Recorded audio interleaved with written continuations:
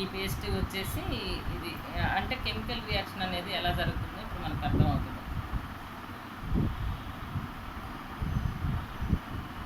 అంటే బాడీలో already HCl ఉంటుంది కదండి, అంటే యాసిడ్స్ ఉంటాయి. వీటిల్లో కూడా కెమికల్ ఉన్నప్పుడు ఏమవుతుందంటే ఈ రియాక్షన్ అనేది ఇదిగో చూడండి ఎలా ఉందో. అంటే ఎక్కువ నొరుగులు రావటం కానీ బాడీలో ఇది లోపలికి వెళ్ళినప్పుడు ఇది అనేది ఉంటుంది. ఆ కెమికల్ రియాక్షన్ జరిగినప్పుడు ఇలా ఉంటుంది. వచ్చేసి ఇది చూడండి ఏం తేడా రాలేదు మనం వేసినప్పుడు.